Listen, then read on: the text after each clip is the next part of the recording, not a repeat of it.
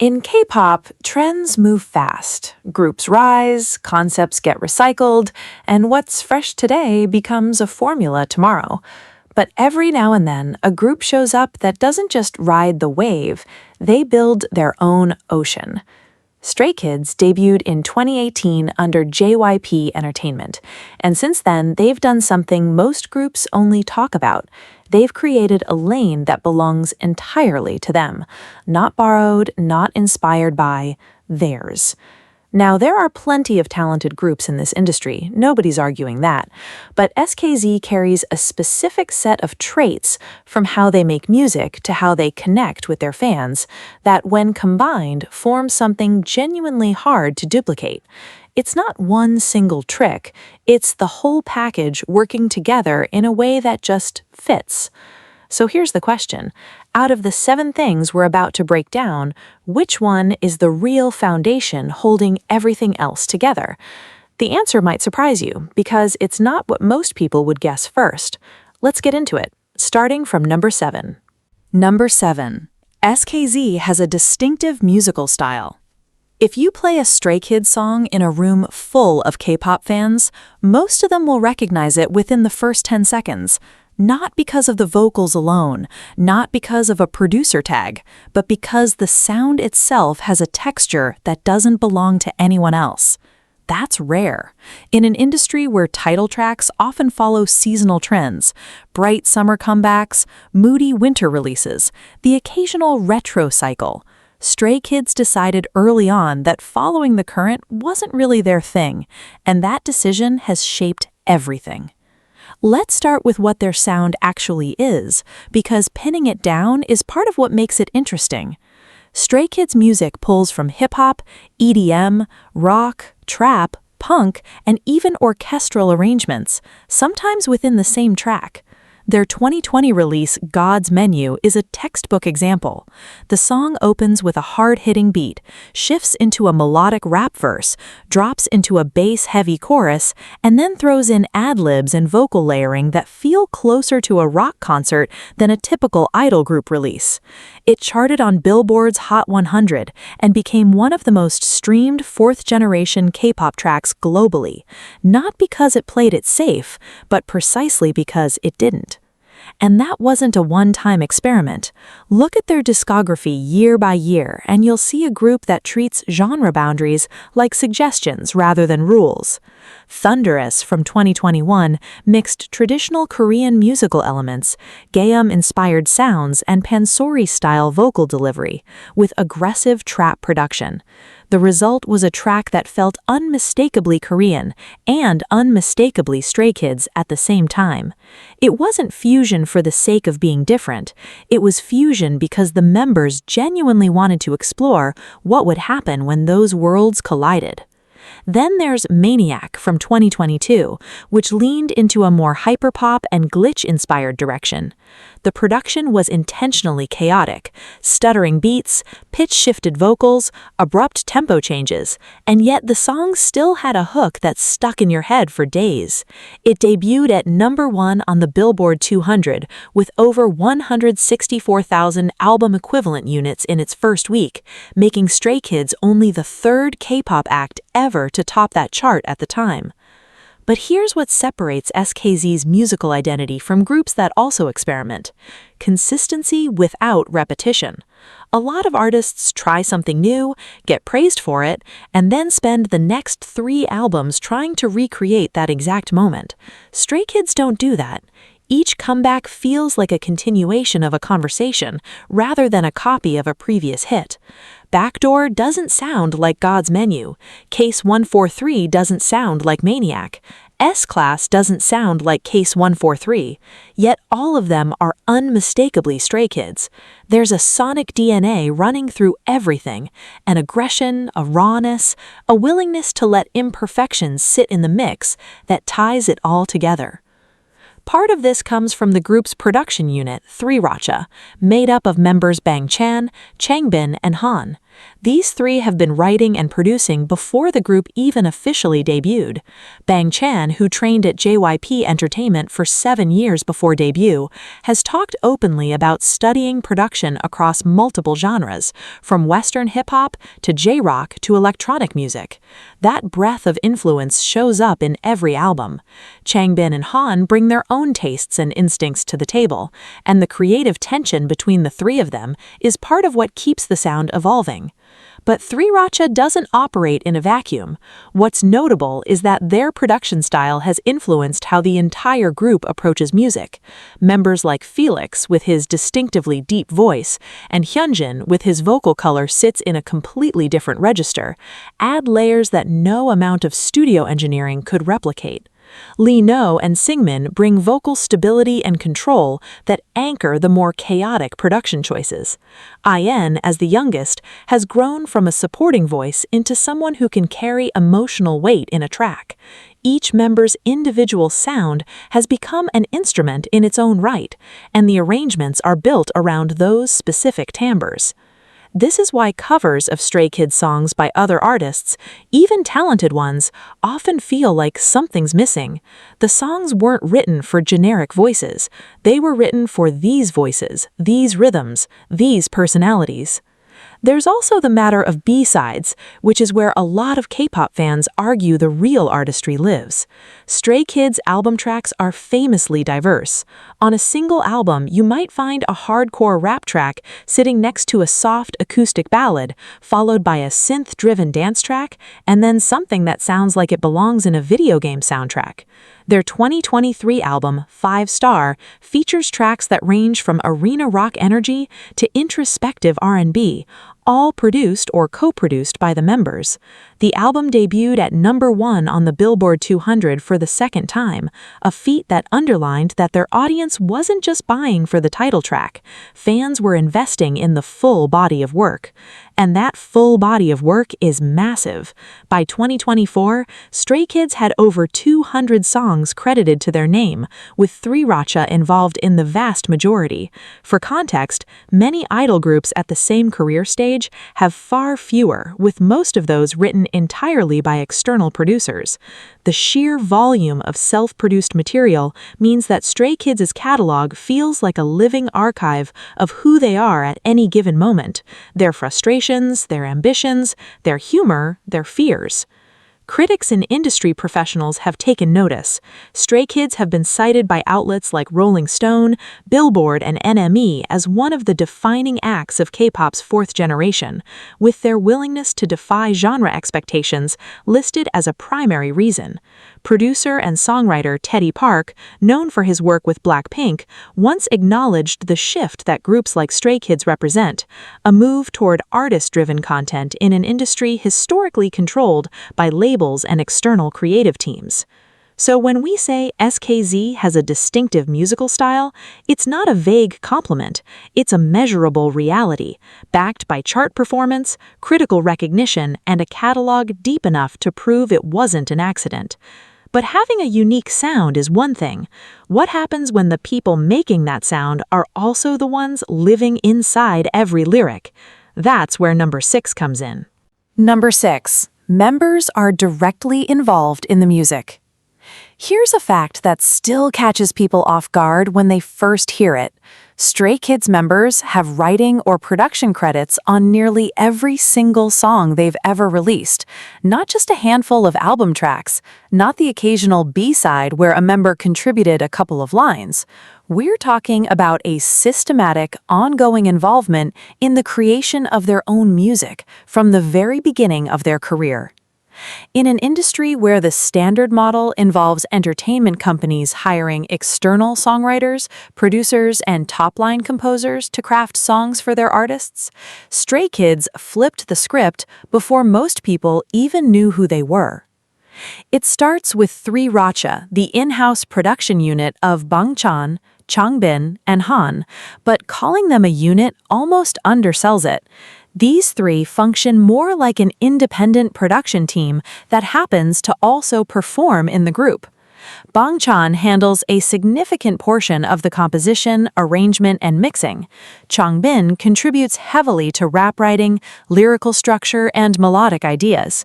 Han, who many consider one of the most naturally gifted lyricists in fourth-generation K-pop, writes with a speed and emotional precision that producers at JYP Entertainment have publicly praised. Together, they've built a creative engine that runs parallel to the company's own production infrastructure, and in many cases, ahead of it. Before Stray Kids even debuted in March 2018, 3RACHA had already been uploading original tracks to SoundCloud. Songs like Wow, Matryoshka, and Startline weren't polished label releases. They were raw, self-produced tracks made in whatever studio time the three could get. Those early uploads became a kind of creative portfolio, proving to both the label and potential fans that this wasn't a group that needed to be given an identity. They were building one themselves. When the group officially launched, that creative autonomy carried over. Their debut EP, I Am Not, released in 2018, featured writing and production credits from 3RACHA across all tracks. For a rookie group, artists who traditionally have almost zero creative control in K-pop's trainee to debut pipeline, this was unusual. JYP Entertainment's decision to allow it wasn't charity. It was a calculated bet that the quality of their output justified the trust, and the bet paid off. By the time Stray Kids released their first studio album, Go Live, in 2020, the pattern was locked in.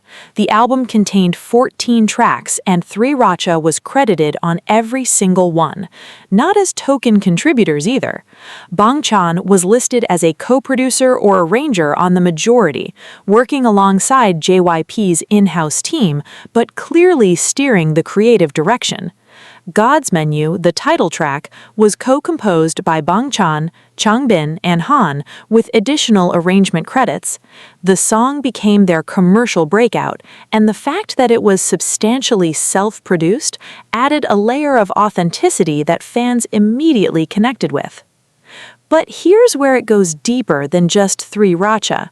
While those three carry the heaviest production load, the other members aren't passive recipients of whatever 3RACHA creates. Hyunjin has written lyrics for multiple tracks, including deeply personal solo songs. Lee No has contributed to choreography concepts that directly influence how songs are structured, where the energy peaks, where it pulls back, how the physical performance interacts with the audio. Felix, Seungmin, and IN have all participated in lyric writing sessions and have spoken in interviews about giving feedback on demos, suggesting changes to melodies, and even pushing back on ideas they felt didn't represent the group accurately. This collaborative approach is documented in JYP Entertainment's own behind-the-scenes content, particularly the SKZ Record and SKZ Player series on YouTube. Individual members share self-composed songs. These aren't group projects filtered through a committee. They're solo creative expressions. Hyunjin releasing contemplative, art-driven tracks. Seungmin recording gentle acoustic covers and originals. Felix producing lo-fi and ambient pieces that reflect his Australian upbringing. These personal projects feed back into the group's overall identity, creating a musical ecosystem where individual taste and collective output reinforce each other. The numbers back this up. According to the Korea Music Copyright Association, KOMCA, Stray Kids members, primarily through 3RACHA, hold registered credits on well over 200 songs as of 2024. Bangchan alone has over 170 registered works. Changbin and Han each have over 150. To put that in perspective, many veteran K-pop artists who've been active for over a decade don't reach those numbers. And these aren't just Korean language tracks. Stray Kids have produced songs in English and Japanese, maintaining creative control across different markets, rather than handing off localization to external teams. Why does this matter beyond just being an impressive statistic? Because it changes what the music means.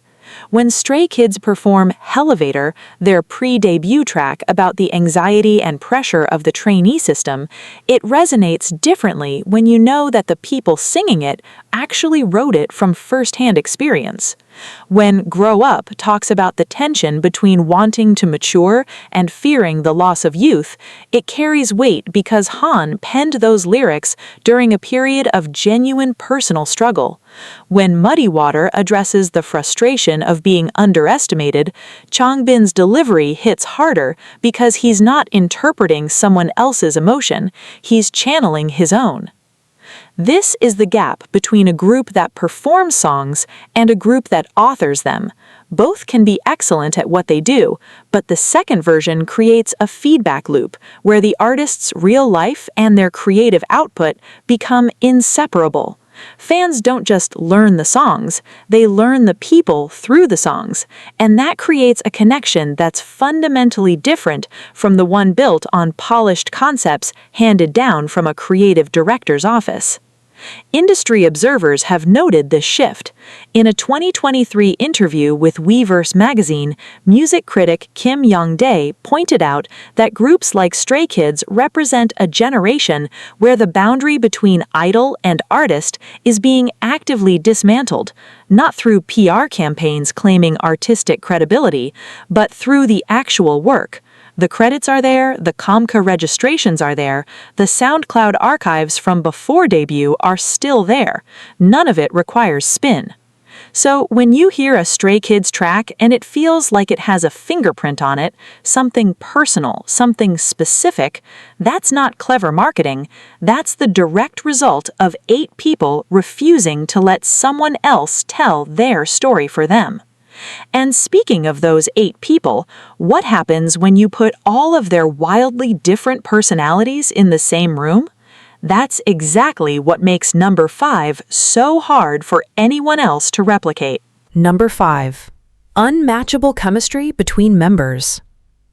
There's a difference between a group that gets along and a group that genuinely works as a unit. Plenty of K-pop groups have good relationships between members. That's not unusual. Years of training, shared dorms, and grueling schedules naturally create bonds. But Stray Kids operate with a kind of interpersonal chemistry that goes beyond camaraderie. It's a dynamic where 8 distinctly different people somehow amplify each other instead of competing, and that's something you can't engineer through casting alone. To understand why their chemistry is notable, you first have to understand how different these 8 people actually are. Bang Chan is the leader, a title that in K-pop carries real operational weight. Born in Sydney, Australia, he trained at JYP Entertainment for approximately 7 years before debut, one of the longest training periods in the company's modern history. That experience shaped him into someone who functions as both a creative director and an emotional anchor. He's the member who stays up until early morning hours, working on music in his studio. He's also the one who hosted Chan's Room, a long-running V-Live and later Bubble series, where he'd talk to fans casually, play unreleased demos, and sometimes just sit quietly listening to music. His leadership style isn't authoritarian. It's closer to an older brother who happens to also be your producer. Then you have Lino, the second oldest, whose personality sits at the complete opposite end of the spectrum. Dry, deadpan, and genuinely unpredictable in conversation, Lino brings a kind of humor that often catches even his own members off guard. He was eliminated during the Stray Kids survival show in 2017, but was later added back to the final lineup, a decision that in hindsight proved essential. His dance ability is among the strongest in fourth-generation K-pop, but his role in the group's chemistry is equally about tone. He balances the intensity of other members with a calm, slightly chaotic energy that keeps interactions from becoming too serious. Changbin is compact intensity, one of the fastest rappers in K-pop. His speed and breath control have been analyzed by vocal coaches on YouTube with genuine admiration. He carries a stage presence that suggests someone twice his size, But offstage, he's openly affectionate, frequently physical with the other members, and has a self-deprecating humor about his height and his tendency to get emotional. The contrast between his performance persona and his real personality is one of the things fans find most endearing.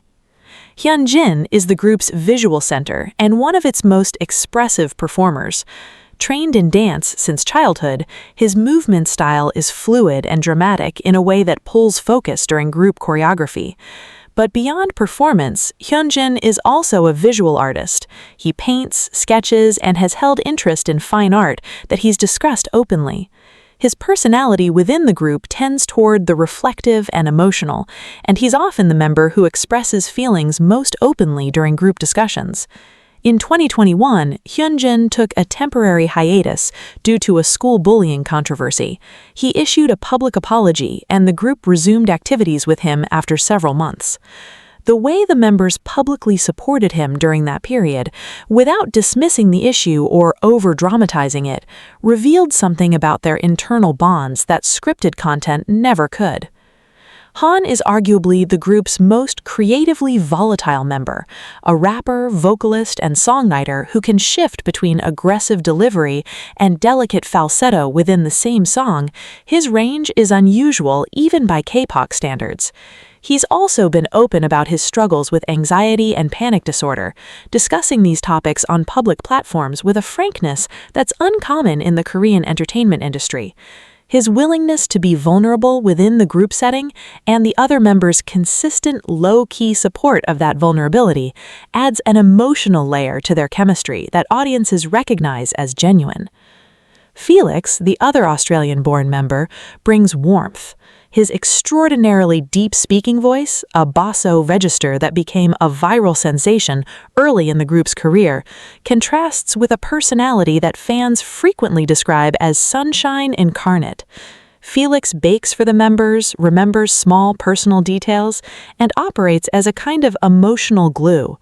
His Korean language journey, he arrived at JYP Entertainment with limited fluency and worked intensively to become comfortable, is something the other members supported actively, often helping him with vocabulary and pronunciation during early content. Seungmin is precision. A vocalist with clean technique and consistent delivery brings a steadiness to performances that anchors the group's more chaotic tendencies. Within the group dynamic, he's known for being straightforward, sometimes bluntly honest, in a way that the other members seem to both respect and find amusing. His role in the chemistry is structural. When things get too wild, Seungmin is often the one who pulls the conversation back with a well-timed comment or a flat look that says more than words. IN, the maknae, youngest member, has grown from a shy teenager into someone who holds his own against 7 older, intensely charismatic personalities. His vocal development over the years has been publicly documented through the group's music, and his increasing confidence in variety show settings and interviews reflects a maturity shaped by the group environment. The other member's relationship with IN carries a protective quality that's visible even in small moments, adjusting his mic during performances, making space for him to speak during interviews, celebrating his solo achievements with visible pride. Now, here's why all of this matters when we talk about chemistry. These aren't 8 versions of the same person. They're 8 fundamentally different temperaments, communication styles, and creative instincts sharing the same stage, the same studio, the same schedule. The reason their chemistry reads as authentic, in variety content, in behind-the-scenes footage, in live broadcasts, is that the differences are visible. They disagree, they tease each other, they have moments of genuine awkwardness, and none of it gets edited into a smooth, conflict-free narrative. Their reality show content, from the original survival program Stray Kids in 2017 to ongoing series like SKZ Code, consistently shows a group that interacts with the comfort and unpredictability of actual close relationships. There's no polished script dictating who plays what role. Lino's deadpan lands because it's real. Felix's warmth registers because it's constant. Han's vulnerability resonates because it's not performed for cameras. Industry commentators have pointed out that this kind of dynamic becomes increasingly rare as groups scale commercially. The pressure to maintain a curated image usually smooths out the edges. Stray Kids have scaled: stadium tours, Billboard #1s, brand deals with major global companies, and the edges are still there. That's not an accident. It's the result of a group culture that treats authenticity as non-negotiable. Chemistry like this doesn't come from a training manual. It comes from 8 people who chose to be real with each other and trusted that the audience would value honesty over perfection. And when a group has that kind of internal foundation, it gives them the confidence to do something most acts avoid entirely: go against the grain. That's what number 4 is all about. Number 4. SKZ dares to buck the trend. K-pop has formulas. That's not a criticism, it's an observation. The industry runs on proven structures, concept cycles that rotate between cute, sexy, dark, and refreshing, comeback schedules timed to award show seasons, title tracks built around a hook that's optimized for music show choreography points. These formulas exist because they work. They generate streams, wins, and brand recognition. Most groups follow them because deviating is a genuine commercial risk. Stray Kids have made a career out of deviating. It started before they even had an official debut date. The survival show Stray Kids, which aired on net from October 2017 to January 2018, was itself unconventional. Unlike most K-pop survival programs where trainees compete individually and the public votes to determine the final lineup, JYP Entertainment pre-selected the group. The show wasn't about elimination through audience polling, it was about whether this specific group of trainees could prove they deserved to debut together. The format broke from the standard model, and it signaled early on that the group's trajectory wasn't going to follow the usual path. Their debut confirmed it. When Stray Kids released District 9 in March 2018, the song didn't sound like what rookie groups were doing at the time. The 4th generation of K-pop was just beginning, and most new groups were debuting with tracks that leaned toward polished, trend-conscious sounds designed to appeal to the broadest possible audience. District 9 was aggressive, noisy, and structurally complex, a track that prioritized artistic statement over commercial accessibility. It wasn't a massive chart hit. It didn't need to be. It drew a line in the sand about what kind of group Stray Kids intended to be. That willingness to prioritize identity over immediate commercial gain showed up repeatedly in their early years.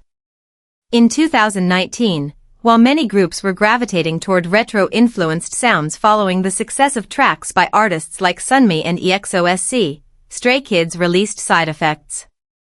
The song featured dissonant synths, abrupt structural shifts, and a chorus that deliberately avoided the melodic resolution listeners expect from a K-pop title track. It was polarizing.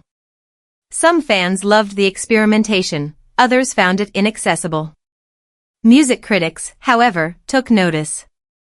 The track was included on multiple year-end best-of lists, with publications like Dazed and Teen Vogue citing it as evidence that K-pop's creative boundaries were expanding.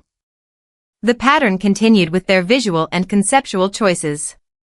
In an industry where music video aesthetics often follow identifiable trends, cinematic storytelling one season, minimalist dance in a box the next, Stray Kids' visual identity has remained stubbornly their own.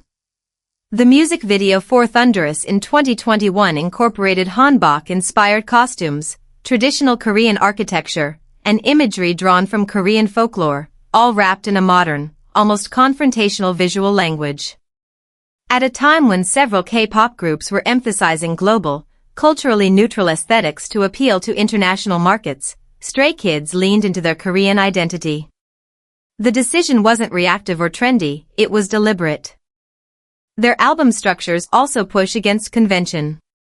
The SKZ 2021 compilation project, released in 2021, consisted entirely of reworked versions of previous songs. Not remixes for streaming playlists, full reimaginations where the group revisited their own catalog and altered arrangements, tempos, and even emotional contexts. It was a project that most labels would consider commercially pointless. Why re-release songs your fans already own? But for Stray Kids, the project served a creative purpose. It demonstrated growth. Hearing how they reinterpreted their own work revealed how much their musicianship and production skills had evolved, and it gave fans a way to experience familiar songs through a new lens. Then there's the SKZ Player and SKZ Records series, self-directed solo and unit projects uploaded to YouTube with no promotional cycle, no music show appearances, no commercial agenda. These releases exist purely as creative outlets. Hyunjin's dance films set to atmospheric music. Han's introspective solo compositions. Felix's gentle, lo-fi productions. In an industry where every piece of content is typically part of a calculated rollout, Stray Kids regularly publish work that exists outside the commercial framework entirely. Their concert production reflects this same philosophy. During their Maniac World Tour in 2022 to 2023, which sold over 1.5 million tickets across multiple continents, the setlists and stage designs weren't carbon copies night after night. The group adjusted segments based on the venue and audience, incorporated live band elements, and structured the show more like a rock concert than a standard K-pop fan meeting. Bang Chan has spoken in interviews about wanting their concerts to feel like a shared experience rather than a rehearsed spectacle, a mindset that influenced everything from lighting design to the moments where the group paused to talk directly to the crowd without scripts. Even their approach to fan engagement bucks the norm. While most K-pop groups maintain carefully managed public personas, especially on social media, Stray Kids members have a documented tendency to be blunt, unfiltered, and occasionally chaotic in their communications. Bang Chan's late-night live broadcasts frequently featured him reacting in real time to new music, discussing production techniques, or simply sitting in comfortable silence. These weren't produced content packages. They were unscripted windows into the actual person behind the idol image. In an industry where controlling the narrative is a foundational strategy, Stray Kids consistently choose transparency. The commercial results of this approach tell their own story. Despite, or perhaps because of, their refusal to follow formulas, Stray Kids have achieved multiple Billboard 200 #1 albums, sold out stadiums worldwide, and built one of the most dedicated fanbases in modern K-pop. The lesson their career offers is counterintuitive but clear. In a market saturated with groups following the same playbook, the ones who throw the playbook away sometimes end up ahead. It's worth noting that this kind of creative risk-taking requires institutional support. JYP Entertainment has, by most accounts, given Stray Kids an unusual degree of creative latitude compared to other groups under the label. Whether this was a strategic decision from the start or something the group earned through results is debatable. But the end outcome is the same, a group that has the space to make bold choices and the track record to justify them. Being bold with your art is one thing. But what happens when that boldness extends to how you treat the people who support you? The relationship between Stray Kids and their fans isn't just strong, it operates on a level that number 3 will make very clear. Number 3. A strong bond between SKZ and Stay. In K-pop, every group has a fandom name. It's standard practice, a label that gives the fanbase an identity, a sense of belonging, and a rallying point. But the relationship between Stray Kids and Stay operates differently from most artist-fan dynamics in the industry. It's not just loyalty or enthusiasm. It's a relationship where the boundary between creator and audience has been deliberately thinned to the point where fans feel less like consumers and more like collaborators. The fandom name itself carries meaning. Stay was announced in August 2018, roughly 5 months after the group's debut. The name was chosen because of its connection to Stray Kids, the idea being that while the members are strays navigating their own path, Stay is the constant, the home base, the people who remain. It's a small detail, but it established something important from the start. The relationship was framed as mutual. Not fans who support us, but people who stay with us. That distinction shapes how the group has communicated with their audience ever since. And they communicate a lot. Stray Kids are among the most consistently present groups in K-pop when it comes to direct fan interaction. Through platforms like Bubble, a paid messaging service where artists send individual style messages to subscribers, members send frequent, often deeply personal messages. But what sets Stray Kids apart isn't the volume of communication. It's the nature of it. Bang Chan's live broadcast series, which ran for years first on V Live and later transitioned to other platforms, became legendary within the K-pop community for its format, unscripted, late-night sessions where he'd play music, react to fan comments in real time, share updates on upcoming projects, and sometimes simply exist on camera without performing. These weren't promotional events. There was no manager visibly directing the content, no teleprompter, no talking points. The broadcasts regularly ran for over an hour, sometimes approaching 2 hours, and they attracted hundreds of thousands of concurrent viewers. For many stays, these sessions became a weekly ritual, a direct line to the group's leader that felt nothing like a managed celebrity interaction. Other members maintained their own forms of connection. Han used social media and Bubble to share candid thoughts about his creative process and his mental health journey. Felix posted voice messages and selfies with a consistency that fans describe as feeling like texts from a close friend. Hyunjin shared his artwork. Seungmin recommended music and books. Lee No posted photos of his 3 cats, Suni, Dunji, and Dory, which became so beloved by stays that the cats essentially became unofficial members of the Stray Kids universe. But the depth of the SKZ stay relationship goes beyond communication frequency. It's embedded in the music itself. Stray Kids have repeatedly written songs that directly address their fans, not in a generic "thank you for supporting us" way, but with specificity and emotional weight. Blueprint, released in 2020, talks about charting your own course and finding people who believe in you during the process. Star Lost, from the 2022 album Ordinary, uses astronomical metaphors to describe the fear of losing connection with someone important. While the lyrics don't name Stay explicitly, the group has confirmed in interviews and fan events that these songs were written with their audience in mind. Then there's Promise, a track from their Japanese release, which was performed during concerts as a direct message to fans. During live performances, the group would face the audience, often visibly emotional, and deliver the song as though it were a conversation rather than a performance. Videos of these moments, members with tears in their eyes, the crowd singing back every word, have accumulated millions of views and are frequently cited by fans as defining experiences. The group has also made structural decisions that prioritize their fan base. Fan meetings and fan-dedicated content are standard in K-pop, but Stray Kids' approach tends to go further. Their annual SKZ's Chocolate Factory and other fan events are designed with interactive elements that give stays agency, voting on set lists, participating in challenges alongside the members, and receiving personalized responses during Q&A segments. These events are meticulously planned not just as entertainment but as two-way experiences.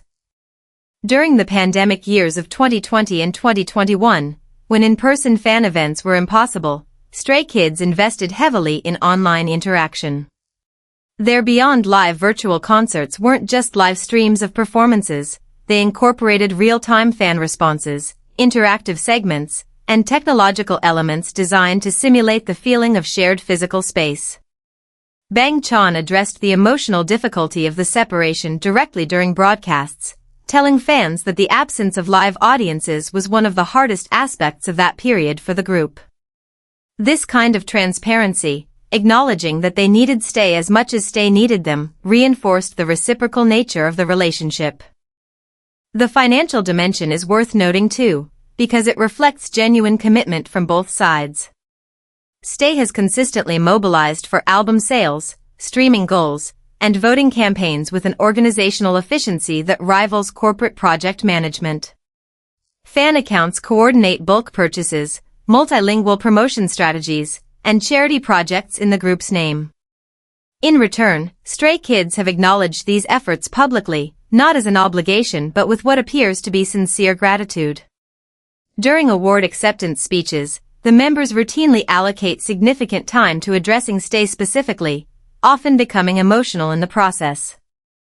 There's also a charitable dimension to the relationship. Stay fan unions have organized donation drives, funded school supplies in underserved communities, and contributed to disaster relief efforts, all under the Stray Kids name. The group has reciprocated by participating in charitable initiatives themselves, creating a cycle where the fan-artist relationship produces tangible positive impact beyond the entertainment sphere. What makes all of this difficult to replicate isn't any single element. Other groups communicate with fans. Other groups write songs for their audience. Other groups hold interactive events. But the consistency, the emotional honesty, and the deliberate blurring of the line between idol and friend that Stray Kids maintain across every platform and every interaction, that's a culture. And cultures can't be copied. They have to be grown organically over time, through thousands of small choices that accumulate into something real. Stay isn't just a fan base. It's the other half of a relationship that Stray Kids have invested in as seriously as their music. And when you combine that emotional foundation with what these 8 people do when the stage lights come on, that's where things get truly electric. Number 2 is about exactly that. Number 2. SKZ's unforgettable stage energy. There's a test that separates good performers from great ones. Watch them with the sound off.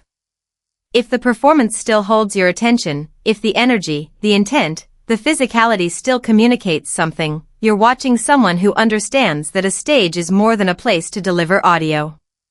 Stray Kids pass that test every single time. Live performance is where everything Stray Kids have built, their music, their chemistry, their creative identity, converges into a single experience. And the result is a stage presence that has earned them a reputation as one of the most compelling live acts in modern K-pop, a reputation backed not by fan hyperbole but by the observations of industry professionals, concert reviewers, and fellow artists. Start with the raw mechanics. Stray Kids' choreography is designed to be physically demanding. Their dance line, led by Lee No and Hyunjin, with Felix as a core contributor, executes routines that prioritize sharpness, synchronization, and emotional storytelling over flashy individual moments. The choreography for God's Menu became a benchmark in fourth-generation K-pop, intricate formation changes, power-driven movements, and a cooking-themed gesture sequence during the chorus that became instantly iconic. Dance practice videos for the track have accumulated hundreds of millions of views, and the routine was widely covered by professional dancers and choreographers who dissected its technical difficulty on YouTube. Maniac pushed the physicality further. The choreography incorporated sudden level changes, drops to the floor, rapid standing transitions, combined with isolations and angular movements that required both precision and stamina. Performing it once in a studio is one thing. Performing it night after night across a world tour while singing live is another matter entirely. And Stray Kids are verified live singers. Audience-recorded fan cams from their concerts consistently capture raw vocal output, breathy, imperfect, occasionally cracking under the strain of simultaneous movement, and that imperfection is precisely what gives their performances authenticity. They're not dancing to a backing track while miming. They're doing both, in real time, and letting the audience hear the effort. The rap line amplifies this further. Changbin's live rap delivery is notably more aggressive than his studio recordings. He adjusts his flow, interacts with the crowd mid-verse, and occasionally freestyles transitions between songs during concerts.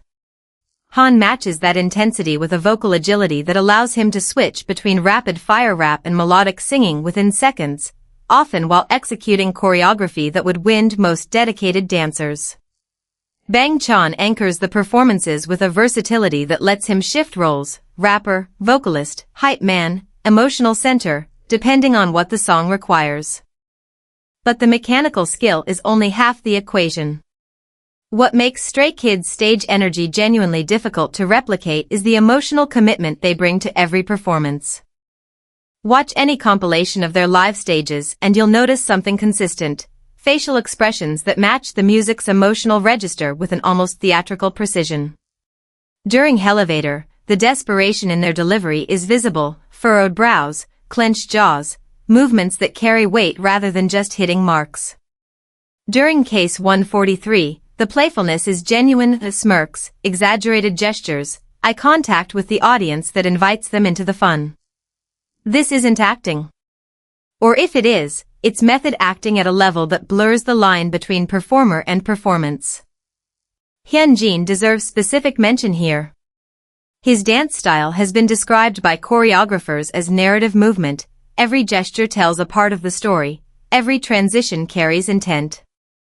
During the performance of God's Menu at the 2020 Net Asian Music Awards, his solo dance break became one of the most replayed moments of the entire ceremony. It wasn't just technical skill on display. It was the conviction behind it, the look in his eyes, the control in every extension, the way he occupied the stage as if it were built specifically for him. Their concert production reflects the same philosophy of total immersion. The Maniac World Tour, spanning 2022 to 2023 across North America, Asia, Australia, and Europe, was structured less like a traditional K-pop concert and more like a rock arena show. The setlists ran deep into B-sides, giving dedicated fans the experience of hearing album tracks performed live for the first time. Stage design incorporated multi-level platforms, pyrotechnics, and lighting sequences synchronized to individual song structures. The group used an extended live band setup for certain segments, adding a raw sonic element that studio-polished tracks don't capture. Fan-recorded footage from these concerts tells its own story. Videos from venues like the Tokyo Dome, Los Angeles' SoFi Stadium, where they performed as part of larger K-pop events, and their own headline shows at arenas across the world consistently show a crowd energy that mirrors what's happening on stage. Call and response chants. Coordinated fandom lightstick colors. Entire stadiums singing lyrics back so loudly that the members visibly react with surprise and emotion. At a 2023 concert in Seoul, Bang Chan paused mid-show, visibly overwhelmed, and took a long moment to look across the crowd before continuing. That moment, unscripted, unplanned, has been viewed millions of times online. The broader industry has taken notice. Stray Kids won the Best K-pop category at the MTV Video Music Awards in 2023 and were invited to perform at the ceremony, a stage typically reserved for acts whose live performance capabilities can withstand the scrutiny of a global broadcast audience with no safety net. Their performance at the VMAs was widely praised, with entertainment journalists noting the group's ability to project energy into a massive arena setting without losing the intimacy that makes their smaller venue shows compelling. Fellow artists have commented as well. Multiple K-pop idols, when asked in interviews about which groups they admire for live performance, have cited Stray Kids by name. Choreographers who've worked across the industry have pointed to their stage presence as an example of what happens when technical training meets genuine emotional investment. There's no shortcut to this. You can drill choreography until it's perfect. You can train vocals until the pitch is flawless. But the thing that makes an audience hold their breath during a performance, that electric charge between the stage and the seats, comes from something deeper. It comes from artists who perform every show like it matters personally to them. And that commitment to being fully, unapologetically themselves, on stage, in the studio, and in every decision they make, leads directly to the number one thing that sets Stray Kids apart from everyone else. This is the big one. Number 1. SKZ is building its own unique identity. Everything we've talked about so far, the sound, the self-production, the chemistry, the creative risks, the fan relationship, the stage presence, those are all significant on their own. But none of them fully explain why Stray Kids feel different. Not just talented. Not just successful. Different in a way that's hard to articulate until you look at the bigger picture and realize, every single one of those elements is a piece of something larger. Stray Kids aren't just making music or building a career. They're constructing an entire identity, a creative universe that belongs exclusively to them, and they've been doing it with an intentionality that sets them apart from virtually every other act in the industry. Let's define what identity means in this context, because in K-pop, the word gets used loosely. Most groups have a concept. Some groups have a worldview or storyline embedded in their music videos. A few have a consistent aesthetic across releases. But Stray Kids have something more comprehensive, a self-authored narrative about who they are, what they stand for, and how they relate to the world, expressed not just through title tracks but through every dimension of their existence as a group. It started with their name. Stray Kids wasn't randomly generated by a marketing team. The name was chosen to represent outsiders, young people who feel lost, misunderstood, or out of place. And crucially, the group didn't just name themselves after the concept and move on. They've lived inside it. Their debut track District 9 painted a picture of a place where misfits gather. Elevator described the painful climb through an unforgiving system. Myro, their 2019 comeback, was about charging forward despite obstacles. Backdoor invited people into their world on their own terms. Each release isn't a disconnected single, it's the next chapter of an ongoing story about identity, resistance, and belonging. This narrative consistency is documented across their discography. Music critics and fan analysts have mapped the thematic arcs of Stray Kids albums over time, identifying recurring motifs, the tension between conformity and individuality, the search for a place to belong, the refusal to be defined by external expectations. The I Am trilogy, I Am Not, I Am Who, and I Am, released across 2018, was an explicit three-part exploration of self-identity. The titles alone tell the story, questioning who you're not, asking who you are, and finally declaring what you've become. For a group less than a year into their career, the ambition of that thematic structure was striking. And the identity building didn't stop with lyrics and album concepts. It extended into how the group presents itself visually, how members express their individual personalities, and how they interact with the industry itself. Visually, Stray Kids have cultivated an aesthetic that sits at the intersection of streetwear, high fashion, and DIY punk. Their styling isn't uniform in the way many K-pop groups coordinate. Members frequently inject personal taste into their stage outfits and public appearances, creating a visual identity that feels curated but not corporate. Hyunjin's fashion choices lean toward avant-garde and artistic. Felix gravitates toward softer, more eclectic pieces. Changbin's style is direct and functional. These individual expressions aren't suppressed for the sake of group cohesion, they're part of the group's identity. The message is clear. Stray Kids is a collective of individuals, not 8 interchangeable parts of a machine. The members' individual pursuits reinforce this. Bang Chan's production work positions him as one of the most prolific idol producers in K-pop history. Changbin has established himself as a lyrical force whose writing has matured noticeably over successive albums. Han's songwriting dives into vulnerable, introspective territory that few idol rappers explore. Hyunjin's visual art and dance films suggest an artist whose ambitions extend beyond music. Lee No's quiet, self-contained presence offers a counterpoint to the group's more outwardly expressive members, a reminder that identity doesn't always have to be loud to be strong. Seungmin's dedication to vocal craft positions him as the group's technical anchor. Felix's cross-cultural identity, raised in Australia, performing in Korea, adds a dimension of cultural fluidity that reflects the group's global fanbase. I.N's evolution from the youngest and quietest member into a confident performer with his own artistic voice mirrors the group's overall arc of growth. Each member's individual identity feeds into the collective identity, and the collective identity makes space for each member. That feedback loop is exceptionally rare, not just in K-pop but in any form of group artistry. The industry recognition of this identity building has been substantial. When Stray Kids became the second K-pop group ever to headline a United States stadium tour with their Dominate World Tour, the coverage focused not just on commercial achievement but on the distinctive brand they'd created.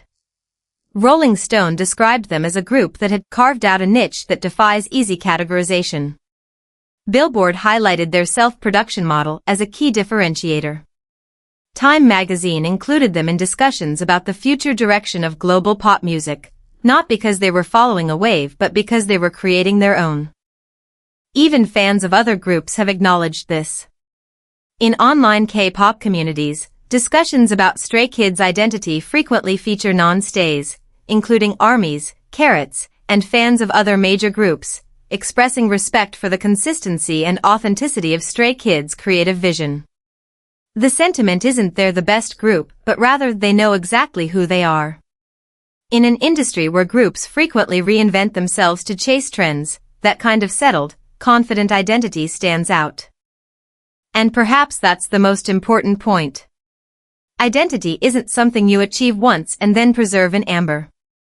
It's something you build continuously, through every choice you make, every song you write, every concept you pursue, every message you send to your fans, every risk you take on stage. Stray Kids understand this intuitively. They're not trying to arrive at a final version of themselves. They're in a constant state of becoming, and they're bringing Stay along for every step of that journey. That's not something another group can copy. You can replicate a sound. You can study a choreography. You can adopt a concept. But you can't replicate becoming. You can only do it yourself, and Stray Kids are proof that when you do it with honesty, consistency, and courage, the world pays attention. And there you have it, 7 things that make Stray Kids genuinely one of a kind in the K-pop landscape.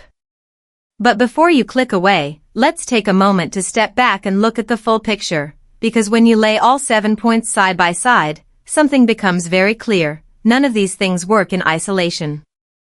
They're interconnected. They feed into each other. And that's precisely what makes the whole greater than the sum of its parts. Think about it. Their distinctive musical style, that fearless genre-blending sound that you can identify within seconds, only exists because the members are directly involved in creating it. If 3 Racha weren't in the studio writing, composing, and producing, Stray Kids' music would sound like whatever an external team decided was commercially viable that quarter. The self-production gives the sound its fingerprint. And that fingerprint is what makes every release feel like a continuation of a story rather than a disconnected product. That creative involvement only thrives because of the chemistry between the 8 members. Bang Chan, Lee No, Changbin, Hyunjin, Han, Felix, Seungmin, and Idadan aren't just colleagues sharing a stage. They're creative partners whose individual personalities, tastes, and instincts shape every song, every performance, every decision. The trust between them, built over years of shared experience, honest disagreement, and mutual respect, is what allows someone like Han to write about anxiety and know his members will support it, or what allows Hyunjin to push choreography into expressive, almost theatrical territory without anyone pulling him back towards something safer. That chemistry, in turn, is what gives Stray Kids the collective confidence to buck trends. When you know the people standing next to you have your back, taking creative risks stops feeling reckless and starts feeling natural. Releasing a song like Side Effects that deliberately avoids melodic resolution? That takes nerve. But it's easier to have nerve when 7 other people believe in the same vision. The boldness isn't individual bravado, it's the product of a group that trusts itself. And that boldness is exactly what makes their relationship with Stay so strong. Fans don't just admire Stray Kids' music, they admire the choices behind the music. When Stays mobilize for comeback support, stream relentlessly, or organize charity projects in the group's name, they're not just supporting a product. They're endorsing a philosophy. They're saying, "We believe in what you stand for." That kind of fan loyalty can't be bought with marketing budgets or algorithmic playlists. It's earned through years of demonstrated authenticity. That authentic connection then amplifies everything that happens on stage. When Stray Kids perform live and the entire venue is singing back every word, the energy isn't manufactured, it's the result of a genuine emotional bond between artist and audience. The intensity you see in their eyes during a performance, the tears that occasionally surface during concert ments, the unscripted moments where a member pauses just to absorb the sound of thousands of voices, those moments are real because the relationship is real. And all of it, the sound, the self-production, the chemistry, the courage, the fan bond, the stage power, feeds into that number 1 point, identity. Stray Kids aren't assembling a brand. They're building a world. A world where being different isn't a liability but a strength. Where vulnerability isn't weakness but connection. Where artistic integrity and commercial success aren't opposites but partners. That world has its own logic, its own aesthetic, its own emotional vocabulary, and it belongs to no one else.